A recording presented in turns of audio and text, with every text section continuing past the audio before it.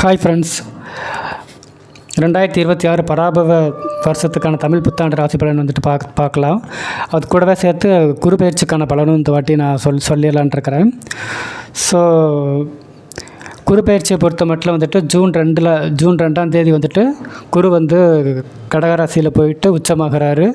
அதுக்கப்புறமா அக்டோபர் 31 அன்றைக்கி திரும்பவும் சிம்மராசி உள்ளே வந்து அதிசாரத்தில் உள்ளே போயிடுவார். ஸோ குரு பயிற்சி வந்து கடகத்தில் உச்சமாகிறது பெரிய விசேஷம். பிகாஸ் எவரி 12 இயர்ஸ் ஒன்ஸ் தான் வந்துட்டு குரு வந்து உச்சமாவார். ஸோ இந்த வருஷம் ஜூன் 2 அவர் உச்சமாகிறது எவரி 12 இயர்ஸ் ஒன்ஸுக்கு வரக்கூடிய ஒரு நிலைமைன்றது எந்த அளவுக்கு அது வந்து விசேஷம் நம்ம புரிஞ்சுக்கலாம். ஸோ இப்போ இதில் வந்து ரொம்ப ஒரு முக்கியமான விஷயம் இந்த சார்ட்டில் நான் கொடுத்துருப்பேன். என்ன அப்படின்னாக்கா, நான் இதில் வந்து 2 இதாக பிரிச்சுருக்கேன். நார்மல் டைம், அதுக்கப்புறம் அஷ்டமச்சனி ஜென்மச்சனி அப்படின்னு பிரிச்சுருக்கேன். ஸோ இதில் நான் மெயினாக என்ன சொல்ல வர்றேன் அப்படின்னாக்கா, தசாபுக்தி நமக்கு நார்மலாக வந்து பார்த்திங்கன்னா இப்போ நம்ம அந்த குரு பயிற்சி, சனி பயிற்சி, ராகுகேது பயிற்சி இப்படின்னு சொல்லிகிட்ருக்கோம் இல்லையா. இது வந்து ஆக்சுவலாக வந்து நம்ம வந்து கோச்சாரம் அப்படின்னு சொல்லுவோம். அதுக்கப்புறம் தசாபுக்தி அப்படின்றது ஒன்று உண்டு. ஸோ தசாபுக்தி அப்படின்னா என்னன்னாக்கா, லைக் நம்ம ஜாதகத்தில் ஒவ்வொருத்தருக்கும் ஒவ்வொரு தசாபுக்தி நடந்துகிட்ருக்கும். ஃபார் எக்ஸாம்பிள் இப்போ மேச ராசியில் நிறைய பேர் இருக்கலாம், பட் எல்லாருக்கும் ஒரே தசாபுக்தி நடந்துகிட்ருக்காது. ஒருத்தருக்கு சுக்கிரதசை நடக்கலாம், ஒருத்தருக்கு சூரியதசை நடக்கலாம், ஒருத்தருக்கு சந்திரதசை நடக்கலாம். ஸோ மெயினாக ஒருத்தருடைய உயர்ச்சியும் தாழ்ச்சியும் நிச்சயமாக அவருடைய தசாபுக்தியை வச்சு தான் இருக்கும். அந்த தசாபுக்தியோட கிரகங்கள் பாசிட்டிவாக இருந்தால் அவருக்கு வந்து மிகப்பெரிய நன்மைகள் இருக்கும். தசாபுக்தி கிரகங்கள் நெகட்டிவாக இருந்துச்சுன்னா கண்டிப்பாக வந்து கொஞ்சம் அவருக்கு வந்து செட்பேக், சில தாழ்ச்சிகள், சில நெகட்டிவ்ஸ், சில ப்ராப்ளம்ஸ் இருக்கும், செட்பேக் இருக்கும். பட் இந்த கோச்சாரத்தில் வந்து எந்த அளவுக்கு இதை பார்க்கணும் அப்படின்னு பார்த்துக்கிட்டிங்கனாக்கா, -20லேருந்து +20% வரைக்கும் தான் நீங்கள் வந்துட்டு இந்த கோச்சாரத்தை நீங்கள் வந்து கணக்கில் எடுத்துக்கணும். மெயினாக தசாபுக்தி தான் வந்து பார்த்திங்க அப்படின்னாக்கா -80%லேருந்து +80% வரைக்குமே வந்து தசாபுக்தி தான் மெயினாக வந்து ஒருத்தருக்கு வந்து ரிசல்ட்ஸ் கொடுக்கும். தட் இஸ், இப்போ ஒரு வேளை வந்து உங்கள் தசாநாதன் வந்து கம்ப்ளீட்டாக வந்து சனியோடையும் ராகுவோடையும் சேர்ந்து ரொம்ப நெகட்டிவாக இருக்கிறாரு அப்படின்னா அந்த ஜாதகருக்கு கண்டிப்பாக வந்து கடுமையான நெகட்டிவ்ஸ் கொடூரமாக இருக்கும். ஸோ அதனால் -80ன்ற மாதிரி போட்டிருப்பேன். ஒருவேளை உங்கள் தசாநாதரை வந்துட்டு அட் அ டைமில் சுக்கிரனும் பார்க்குறாரு, குருவும் பார்க்குறாரு அப்படின்னா ஒண்டர்ஃபுல்லாக இருக்கும். ஸோ அது வந்து +80 வரைக்கும் கொடுத்துருக்குறேன். பட் இந்த கோச்சாரன்றது வந்து ஜஸ்ட்டு ஒரு -20லேருந்து +20 வரைக்கும் தான். இது வந்து ஒரு நார்மல் டைமில், சரிங்களா. பட் ஆனால் அஷ்டம சனி காலகட்டங்களில் இப்போ அஷ்டம சனினா யாருக்குன்னா அப்படின்னாக்கா, லைக் இப்போதைக்கு சிம்மத்துக்கு வந்து அஷ்டம சனி, மீனத்துக்கு வந்து ஜென்மச்சனி. ஸோ இந்த காலகட்டங்களில் பார்த்தீங்க அப்படின்னா உங்கள் தசாபுக்தி வந்து பெருசாக செயல்படாது. உங்கள் ஜாதகத்தில் தசாபுக்தி வந்து பயங்கர பாசிட்டிவான சுக்கிரனாக இருந்தாலும் சரி, பயங்கர பாசிட்டிவான குருதசையாகவே இருந்தாலுமே சரி, அந்த சுபத்துவம் வந்து முன்னாடி 80% வரைக்கும் செயல்பட்டுருக்கும். பட் இப்போ என்னாகனா அப்படியே குறைஞ்சி ஒரு 40% வரைக்கும் தான் செயல்படும். மிச்சம் வந்து இந்த கோச்சாரத்தில் சனியோடைய தாண்டவம் தான் செயல்பட்டுருக்கும். சனியோட நெகட்டிவ்னஸ் தான் வந்து அங்கே முழுக்க செயல்பட்டுருக்கும். ஸோ அதனால் அந்த இடத்துல வந்து தசாபுக்தியோடைய பாசிட்டிவாக கூட இந்த கோச்சாரத்தில் இருக்கக்கூடிய அஷ்டமச்சனி அல்லது ஜென்மச்சனி அப்படியே குறைச்சி உங்களுக்கு வந்து நெகட்டிவ் எஃபெக்ட் தான் கொடுத்துட்ருக்கோம். ஸோ இது வந்து யாருக்கு அப்படின்னாக்கா, அஷ்டமச்சனி நடந்துகிட்டு இருக்கக்கூடிய சிம்ம ராசிக்கும், அதுக்கப்புறம் ஜென்மச்சனி நடந்துகிட்ருக்கக்கூடிய மீன ராசிக்கும். ஸோ அதனால் வந்து இந்த இடத்துல வந்து தசாபுக்தியையும் தாண்டி கோச்சாரம் இந்த இடத்துல மட்டும் செயல்படுன்றதை நீங்கள் வந்து ஒரு கிளியராக புரிஞ்சுக்கணும். அதுக்கப்புறம் பார்த்திங்கன்னா, நான் குருபெயர்ச்சி டேட் வந்து என்ன சொல்லியிருந்தேன் அப்படின்னா ஜூன் 2, 2026. ஸோ இது வந்து திருக்கணித பிரகாரம். ஸோ நீங்கள் கண்டிப்பாக திருக்கணிதத்தை தான் ஃபாலோ பண்ணணும். வாக்கிய பஞ்சாங்கத்தை கம்ப்ளீட்டாக ஃபாலோ பண்ணாதீங்க. பிகாஸ் வாக்கிய பஞ்சாங்கம் அப்படின்றது கம்ப்ளீட்டாக வந்து ஒரு தவறான நடைமுறை. ஏன் அப்படின்னாக்கா, திருக்கணிதம் அப்படின்னோடனே எல்லோரும் என்ன நினச்சிக்கிறாங்க அப்படின்னா, லேட்டஸ்ட்டாக வந்து இந்த கம்ப்யூட்டர் சேட்டலைட்லாம் வந்ததுனால வந்த ஒரு லேட்டஸ்ட் டெவலப்மெண்ட்னால தான் வந்து திருக்கணிதம் அப்படின்ற மாதிரி எல்லோரும் தப்பாக புரிஞ்சுக்கிறாங்க. கண்டிப்பாக அப்படி கிடையாது. திருக்கணிதம்ன்றது கிடையாது. ஆக்சுவலாக திருக்கணிதம் தட் இஸ் திருஷ்டி அப்படின்னா சான்ஸ்கிரிட்டில் பார்வைன்னு அர்த்தம், சரிங்களா. ஸோ அந்த வார்த்தையிலேருந்து வந்தது தான் வந்து கணிதம். ஸோ அதை தவறாக வந்து திருக்கணிதம், தவறாக திருன்ற ஒரு வார்த்தையில் குறிப்பிடுறாங்க. ஸோ அப்படி கிடையாது, திருக்கணிதம் அப்படின்றது தான் சரியான வார்த்தை. சான்ஸ்கிரிட்டில் திருஷ்டி அப்படின்னா பார்வை அப்படின்ற ஒரு மீனிங்கில் வரும். ஸோ ஞானிகள் வந்து தங்களுடைய பார்வைகளால் கிரகங்களை வந்து கணித்து நமக்கு கொடுத்த அந்த சாஸ்திரம்ன்றதுனால திருக்கணிதம்னு சொன்னாங்க. பட் அது தவறாக இன்றைக்கி திருக்கணிதம்ன்ற பேரில் சொல்லிகிட்ருக்குறோம் நம்ம. ஸோ அதனால் கண்டிப்பாக வந்து நீங்கள் வந்து இதை வந்து திருக்கணிதத்தை மட்டும் கண்டிப்பாக ஃபாலோ பண்ணுங்கள். அதுதான் கண்டிப்பாக ரொம்ப கிளியராக இருக்கும். வாக்கிய பஞ்சாங்கம் கம்ப்ளீட்டாக தவறு, அதை நீங்கள் கண்டிப்பாக ஃபாலோ பண்ணாதீங்க. ஸோ அதுக்கப்புறமா இப்போ ஒரு சார்ட் வந்திருக்கும். ஸோ இதில் பார்த்தீங்க அப்படின்னாக்கா நான் இப்போ சொன்னேன் இல்லையா, அந்த தசாபுக்தியையும் கோச்சாரத்தையும் நீங்கள் வந்து எப்படி பொருத்தி பலன் பார்க்கணும் அப்படின்றதுக்கு தான் வந்து இந்த சார்ட்டை வந்து ஒரு அண்டர்ஸ்டாண்டிங் பர்பஸ்க்காக கொடுத்துருக்கேன். ஸோ இப்போ இதில் பார்த்தீங்க அப்படின்னா அந்த பச்சை லைன் வந்து பார்த்திங்கன்னாக்கா உங்களோட தசாபுக்தின்னு அசியூம் பண்ணிக்கோங்க. ஃபார் எக்ஸாம்பிள் இப்போ உங்களுக்கு வந்து ஒரு வேளை நல்ல ஒரு தசாபுக்தி போயிட்டுருக்குன்னு நினச்சிக்கோங்களேன். உங்களுக்கு ஓரளவுக்கு ப்ராக்ரஸ் வந்து எவ்ரி இயர் இருந்துக்கிட்டே இருக்கும். எவ்ரி இயர் வந்து அது உங்கள் பிஸ்னஸோ அல்லது ஜாபோ ஓரளவுக்கு நீங்கள் சம்பாரிச்சிட்டே இருப்பீங்க. க்ரோத் வந்து ஓரளவுக்கு கிராஜுவலாக இருந்துக்கிட்டே இருக்கும்.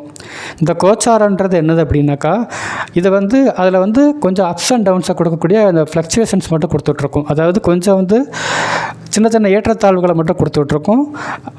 கோச்சாரத்திலே கிரகங்களுடைய கிரக பயிற்சிகளை பொறுத்த மட்டும்.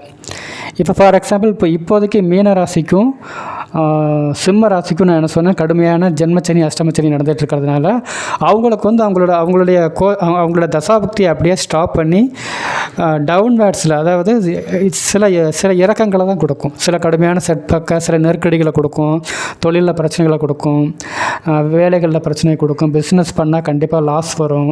ஏதாச்சும் இன்வெஸ்ட்மெண்ட் பண்ணிங்கன்னா அதுலேயும் பெரிய லெவலில் பிரச்சனைகள் வரும். அப்புறமா வந்து கூட்டாளிகளாக சேர்ந்து ஏதாச்சும் பிஸ்னஸ் பண்ணிங்கன்னா அதில் கண்டிப்பாக பிரச்சனைகள் வரும். ஈவன் ஹஸ்பண்ட் ஒய்ஃபுக்குள்ளே நிறையா பிரச்சனைகள் வரும். ஈவன் அப்புறம் பசங்க சரியாக படிக்காமல் இருக்கிற மாதிரி பிரச்சனைகள் வரும். ஸோ இந்த இடத்துல உங்களுக்கு எந்த மாதிரி பிரச்சனைகள் வரும் அப்படின்றத நீங்கள் பார்க்குறதுக்கு வந்து நீங்கள் உங்களுக்கு என்ன தசா புக்திகள் நடக்குன்றதை பார்க்கணும். இப்போ ஒருவேளை உங்களுக்கு குருதசை நடந்துச்சுன்னாக்கா குருவோட முக்கியமான காரகத்துவங்கள் வந்து குழந்தைகள் மற்றும் பணம் இந்த மாதிரி வரும் இல்லைங்களா. ஸோ இது சார்ந்த விஷயங்களில் பிரச்சனைகள் வரும். அல்லது குருவோட வந்து குருன்றது அந்தஸ்து குறிக்கக்கூடிய கிரகம். ஸோ உங்கள் அந்தஸ்து சார்ந்த விஷயங்களில் பிரச்சனைகள் வரும். ஒருவேளை சுக்கிரதசை நடந்துச்சுனாக்கா சுக்கிரன் வந்து பெண்களை குறிக்கக்கூடிய கிரகம். வீடு, வாகனம் இது போன்ற விஷயங்களை குறிக்கக்கூடிய சுக்கிரதசை நடந்துச்சுனாக்கா இது சார்ந்த விஷயங்களில் சில முக்கியமான பிரச்சனைகள் வரும். இதில் ஒரு முக்கியமான விஷயம் என்னென்னா, சனியை பொறுத்த மட்டும் கம்ப்ளீட்டாக எல்லா சைடும் ரவுண்டு கட்டி அடிப்பார். தட் இஸ் உங்களை வந்து கம்ப்ளீட்டாக எல்லா பக்கமும் ஒரு லாக் பண்ணிவிடுவார். ஸோ அதனால் வந்து இந்த தசாபுக்தியில் நான் சொல்கிற இந்த பர்டிகுலர் ஆஸ்பெக்ட் மட்டும்தான் பிரச்சனைன்னு கிடையாது. இதில் மேஜர் பிரச்சனைகள் இருக்கும், மற்ற விஷயங்கள்லேயும் பிரச்சனை இருக்கும். ஸோ இது நீங்கள் பர்டிகுலராக எந்த பிரச்சனைகள்னு பார்க்குறதுக்கு உங்கள் தசாபுக்தியை தான் நீங்கள் பார்க்கணும். ஸோ இந்த கிராஃப் வந்து நான் மெயினாக வந்துட்டு உங்களுக்கு ஒரு அண்டர்ஸ்டாண்டிங் பர்பஸ்க்காக இந்த கோச்சாரம் வந்து எந்த அளவுக்கு வந்து தாக்கத்தை ஏற்படுத்தும் அப்படின்றதுக்காக தான் வந்து கொடுத்துருக்குறேன். ஸோ முழுக்க உங்களுடைய முக்கியமான பலன்களை நீங்கள் பார்க்குறதுக்கு கண்டிப்பாக வந்து உங்கள் தசாபுக்தியை தான் பார்க்கணும். உங்களுடைய தனிநபர் ஜாதகத்தில் தான் நீங்கள் பார்க்கணும். ஃபார் எக்ஸாம்பிள் இப்போ மேசராசின்னு எடுத்துக்கிட்டிங்கன்னா எவ்வளவோ பேர் மேசராசியாக இருப்பாங்க. பட் எல்லாருக்கும் ஒரே மாதிரி இருப்பாங்களான்னா கிடையாது. ஒருத்தர் வந்து லட்சங்களை சம்பாரிச்சிட்ருப்பார், ஒரு சிலர் கோடிகளை சம்பாரிச்சிட்ருக்கலாம், சிலர் வந்து ரொம்ப கஷ்டப்பட்டுட்டு இருக்கலாம். ஸோ இது வந்து நீ கண்டிப்பாக முழுக்க அவங்களோட தசாபுக்தியை வச்சு தான் நீங்கள் முழுக்க பார்க்கணும். இந்த கோச்சாரம்ன்றது கொஞ்சம் ரிலீஃப் தருமா இல்லை கஷ்டங்களாக கூட்டி தருமா அப்படின்ற அந்த அளவுக்கு மட்டும் தான் நீங்கள் பார்த்துக்கணும். சரிங்களா. ஸோ அடுத்து இப்போ இந்த சார்ட்டில் பார்த்தீங்க அப்படின்னாக்கா ஒவ்வொரு ராசிக்கும் வந்து நான் வந்து ஜென்ரலாக ஒரு மார்க் கொடுத்துருக்குறேன். தட் இஸ் நான் ஃபஸ்ட்டு சொல்லியிருந்தேன்ல, கோச்சாரத்தில் வந்து நம்ம வந்து -20 +20 வரைக்கும் பார்க்கணும் அப்படின்னு சொல்லியிருந்தேன் இல்லையா. ஸோ அதில் ஒவ்வொரு ராசிக்கும் வந்து எவ்வளோ மார்க் அப்படின்ற மாதிரி இதில் போட்டிருக்கிறேன். ஸோ இப்போ என்ன பண்ணலாம்னா நம்ம ஒவ்வொரு ராசி வைஸ் பார்க்க ஆரம்பிச்சிடலாம். அஸ்ட்ராலஜியில் வந்து நம்ம ரொம்ப முக்கியமாக வந்து கன்சிடர் பண்ண வேண்டிய ஒரு ஃபேக்டர் வந்து என்ன அப்படின்னா, அஸ்ட்ராலஜி வந்து ஒன்லி ஹிந்துஸ்க்கு மட்டுமானா கண்டிப்பாக கிடையாது. இது வந்து எல்லாருக்குமே அப்ளிகபிள் தான். இன்ஃபேக்ட் இது எப்படி சொல்லியிருப்பாங்க அப்படின்னாக்கா, நமக்கு வந்து லைக் சூரியனுடைய வெப்ப கதிர்வீச்சுகள் வந்து எந்த இடங்கள்ல இருக்குதோ அந்த இடத்துலலாம் வந்து இது அப்ளிகபிள்ன்ற மாதிரி சொல்லுவாங்க. பட் இது வந்து கண்டிப்பாக நீங்கள் வந்து லைக் இந்தியாவில் பிறக்கக்கூடிய ஒரு முஸ்லீமுக்கும் அப்ளிகபிள் தான், இந்தியாவில் பிறக்கக்கூடிய ஒரு கிறிஸ்டினுக்கும் கண்டிப்பாக இது அப்ளிகபிள் தான். ஸோ அதனால் வந்து ஒன்லி ஹிந்துஸ்க்கு மட்டும்தான் வந்து நம்ம ஜோதிடம்ன்ற மாதிரி பார்க்கக்கூடாது. இங்கே இந்த ஒரு நல்ல டைமில் பிறக்கக்கூடிய ஒரு இஸ்லாமிய குழந்தையாக இருக்கட்டும் அல்லது ஒரு கிறிஸ்டின் குழந்தையாக இருக்கட்டும், கண்டிப்பாக அந்த குழந்தையும் ஒரு பெரிய லெவலில் ரீச் ஆகும்.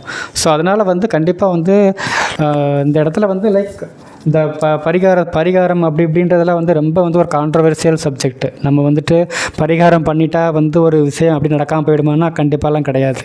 ஏன்னா எல்லா விஷயங்களும் முன்கூட்டியே நிர்ணயிக்கப்பட்ட ஒரு விதின்றப்போ பரிகாரம் பண்ணி மாற்றிட முடியுன்றதெல்லாம் கண்டிப்பாக கிடையாது. பட் பரிகாரன்றது ஒரு சில ஒரு சர்டைன் லெவலுக்கு, இதை ரொம்ப சிம்பிளாக சொல்லப்போனால் நமக்கு வந்து மழை பெஞ்சிக்கிட்டு இருக்கிறப்போ பரிகாரன்றது நம்ம முழுசாக இறை நம்பிக்கை வச்சு பரிகாரம் இல்லை, முழுசாக இறை நம்பிக்கை வச்சு நம்ம கடவுள் மேலே பக்தி செலுத்தி வழிபாடு செய்கிறதன் மூலமாக நமக்கு கொடை கிடைக்குன்ற மாதிரி சொல்லுவோம். தட் இஸ் கொஞ்சம் நல்லா சேஃப்கார்ட் பண்ணிக்கலாம், அவ்வளோதான். மற்றபடி கம்ப்ளீட்டாக விதியை மாற்ற முடியுன்றதெல்லாம் கண்டிப்பாக கிடையாது. பட் அது மாதிரி அது மாதிரி இங்கே இஸ்லாமியர்கள் வந்து இங்கே வந்து லைக் இங்கே வந்து உங்கள் மாஸ்க்கு போயிட்டு கண்டினியூஸாக போயிட்டு நீங்கள் தொழுகை நடத்தலாம். கிறிஸ்டின் மதத்தினர் பொறுத்த மட்டும் நீங்களும் வந்து கண்டினியூஸாக வந்து இறை வழிபாடு நடத்தலாம். இங்கே இதில் என்ன ஒன்றுனா முழு மனசாக வந்து இறை நம்பிக்கை கொண்டு வந்து நீங்கள் இறைவனை வழிபடணும். அதுதான் ரொம்ப முக்கியமாக ஒழிய மற்றபடி வந்து நீங்கள் பூஜை பண்ணி பரிகாரம் பண்ணுறது, இந்த பூஜை பண்ணுறது அந்த மாதிரி விஷயங்களை நீங்கள் வந்து கான்சென்ட்ரேட் பண்ணாதீங்க. அது வந்து கண்டிப்பாக வந்து உங்களை மிஸ்லீட் பண்ணுற மாதிரி தான் இருக்கும். கன்னிராசியை பொறுத்த மட்டும் வந்து சனி வந்து 7ஆம் இடத்துல இருக்கிறாரு. ஸோ ஒரு 7ஆம் இடத்துல இருந்து ராசியை பார்த்துட்ருப்பார். அதுக்கப்புறமா வந்து குரு வந்து 11ஆம் இடத்துக்கு மூவ் ஆகிறாரு. ஸோ 11ஆம் இடத்துல போகிறது இப்போ மிகப்பெரிய விசேஷம். ஏன்னா 11ஆம் இடத்துல போயிட்டு அவர் உச்சமாகிறாரு. ஸோ அதாவது எவரி 12 இயர்ஸ் ஒன்ஸ் தான் குரு உச்சமாவார். ஸோ இந்த வாட்டி அவர் 11ஆம் இடத்துக்கு போய் உச்சமாகி 5ஆம் இடத்தை பார்ப்பார், 7ஆம் இடத்தை பார்ப்பார். அது ரொம்ப விசேஷம். ராகு கேதுக்களை பொறுத்த மட்டும் 6ஆம் இடத்துலையும் 12ஆம் இடத்துலையும் இருக்கிறாங்க. அதுவும் ரொம்ப பெரிய விசேஷம். ஏன்னா பாவக்கிரகங்கள் 6, 12 உட்கார்றதும் பெரிய விசேஷம். ஸோ அதனால் பார்த்திங்கன்னா ஒரு ஓவராலாக பார்த்திங்க அப்படின்னாக்கா வந்து கன்னிக்கு வந்து இப்போதைக்கு கோச்சாரத்தில் ரொம்ப நல்லா இருக்குது. ஸோ அதனால் வந்து இதை வந்து நீங்கள் உங்கள் தசாபுக்திகளோட பொருத்தி பார்த்துக்கணும். தசாபுக்திகள் ரொம்ப நல்லா இருந்துச்சுன்னாக்கா இந்த காலகட்டங்கள் ரொம்பவே நல்லாயிருக்கும். ஒருவேளை தசாபுக்திகள் நல்லா இல்லை அப்படின்னாக்கா இந்த கோச்சாரம் வந்து ஓரளவுக்கு பாசிட்டிவாக இருக்கிறதுனால கொஞ்சம் அது பேலன்ஸ் பண்ணுற மாதிரி இருக்கும். பட் இங்கே ஒரு முக்கியமான விஷயம் என்ன அப்படின்னா, இப்போ சனி வந்து 7ஆம் இடத்துல இருக்கிறாரு. 7ஆம் இடத்துல வந்து ராசியை பார்க்குறாரு. இப்போ அதுக்கடுத்து 8ஆம் இடத்துக்கு போவார் இல்லைங்களா. ஸோ அப்போ அவர் என்ன பண்ணுவார்னா லைக் 8ஆம் இடத்துல போயிட்டு சில நெகட்டிவ்ஸை கொடுப்பார் இல்லையா, அதுக்கான சில வேலைகளை அவர் இப்போயுமே ஆரம்பிச்சிருப்பார். ஏன்னா இப்போயுமே ஒரு ராசியை வேறு பார்க்குறாரா. ஸோ அவர் என்ன பண்ணுவார், ஏதாச்சும் ஒரு சில ரிஸ்க் எடுக்க வச்சுருப்பார். பெரிய ஒரு சில இன்வெஸ்ட்மெண்ட்ஸையோ அல்லது ஒரு சில இனிஷியேட்டிவ்ஸு பிஸ்னஸ்னு ஏதாச்சும் ஒரு சில விஷயங்களை உங்களை பண்ண வைக்கிறதுக்கு இன்ட்ரடியூஸ் பண்ணுவார். அல்லது உங்கள் ஃப்ரெண்ட்ஸ் சொந்தக்காரங்க மூலமாக ஏதாச்சும் பண்ணலாம் அப்படின்ற மாதிரி ஏதாச்சும் கொஞ்சம் சில ஆசைகள் காமிக்கிறதுக்கு வாய்ப்புகள் இருக்குது. ஸோ அந்த மாதிரி இருக்கிற பட்சத்தில் நீங்கள் கொஞ்சம் அதை அவாய்ட் பண்ணிக்கிறது நல்லது. ஏன்னா கண்டிப்பாக அஷ்டம சனி வரும்போது அஷ்டமத்தில் சனி வந்து நீச்சமாக வர ஆகி கடுமையான ருத்ர தாண்டவத்தில் இருப்பார். ஸோ அதனால் வந்து நீங்கள் வந்து அதுக்கேற்ற மாதிரி கொஞ்சம் அலர்ட்டாக இருந்துக்கிறது நல்லது. மற்றபடி தசாப்தி வைஸ் தான் நீங்கள் மெயினாக பலன்கள் பார்க்குறதுக்கு தசாபுத்தி தான் கண்டிப்பாக நீங்கள் செக் பண்ணி ஆகணும்.